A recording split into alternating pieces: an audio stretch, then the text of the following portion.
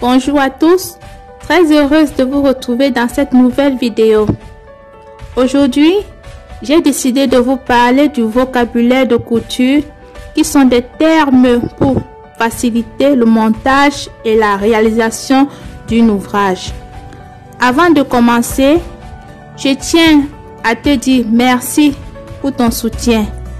Si c'est la première fois que tu passes par là, je t'invite à t'abonner et aussi activer ta cloche de notification pour être au courant lorsque je publie une nouvelle vidéo.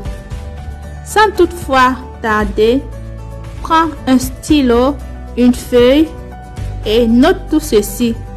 Ce tuto te sera utile lorsque nous allons arriver à la phase des tracés de gabarit de base et aussi pendant la confection de nos vêtements. Alors, regarde ce tuto jusqu'à la fin pour en savoir plus. À tout de suite.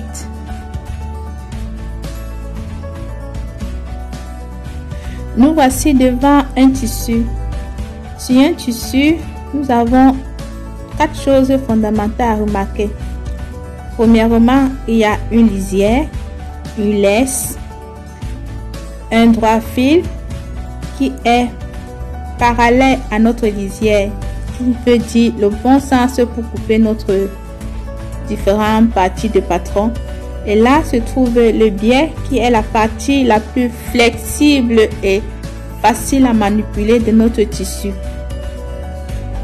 Lorsque nous voulons couper le tissu, toujours s'assurer d'avoir repéré la lisière et veiller à ce qu'il y ait le droit fil sur nos patrons ou sur nos patronnages.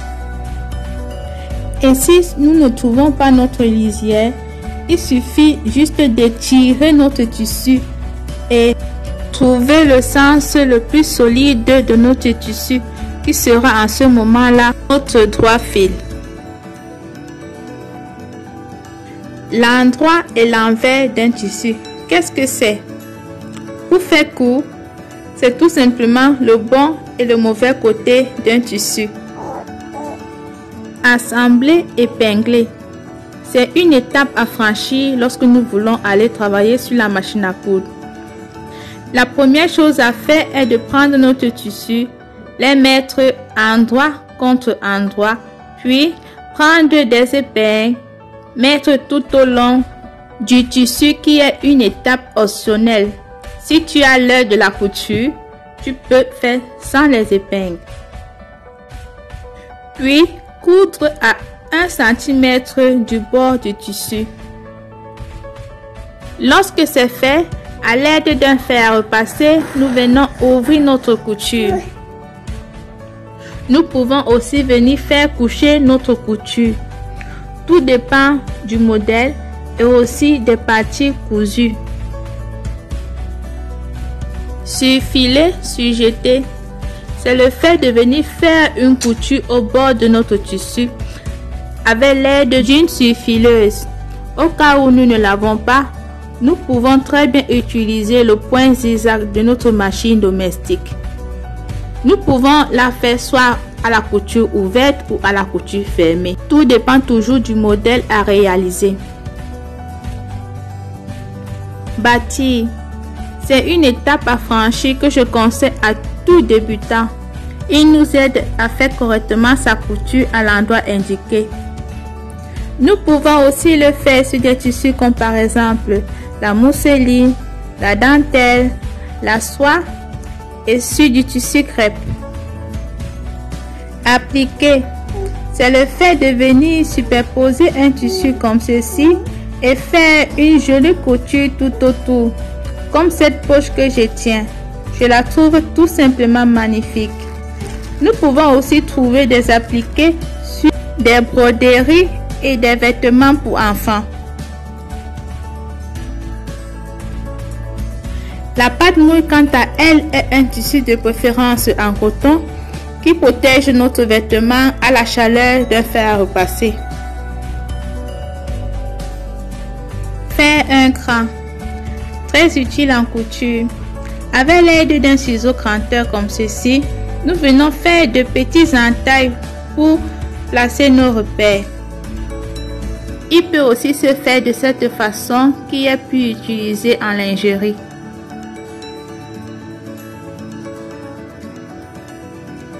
Fermer la pince. Déjà, faut savoir ce que c'est qu'une pince. C'est un pli que l'on coupe en diminuant progressivement sa profondeur pour ajuster certaines parties d'un vêtement. Nous la trouvons comme par exemple à la taille d'un pantalon ou d'une jupe.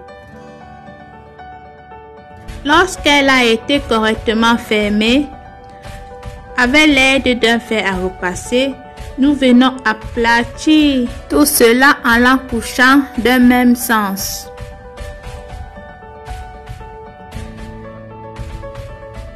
Ceci est un thermocollant. Il est identifié par sa partie brillant et collant de notre tissu. Il existe plusieurs styles de thermocollants, le léger et le moins léger. Pour l'utiliser, il suffit tout juste de faire comme ceci. Prendre un tissu et poser la partie brillante à l'envers de notre tissu. Et avec l'aide d'un fer à repasser, elle se colle toute seule. Une doublure, quant à elle, est une étoffe que l'on emploie pour doubler un vêtement. Il existe plusieurs styles de doublure. Et pour terminer, nous avons les termes patron et patronage. Qu'est-ce que c'est qu'un patron? Un patron est la représentation d'un modèle à plat à partir de nos mensurations. Et il y a plusieurs choses à placer sur un patron, comme le 3 fils.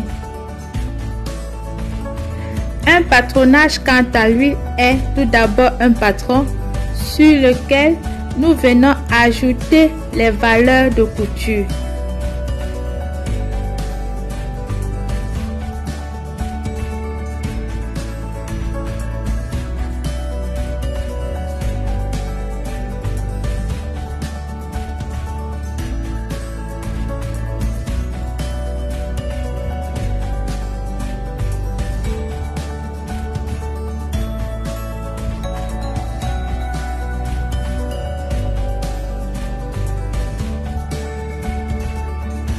Voilà, merci d'avoir regardé cette vidéo jusqu'à la fin.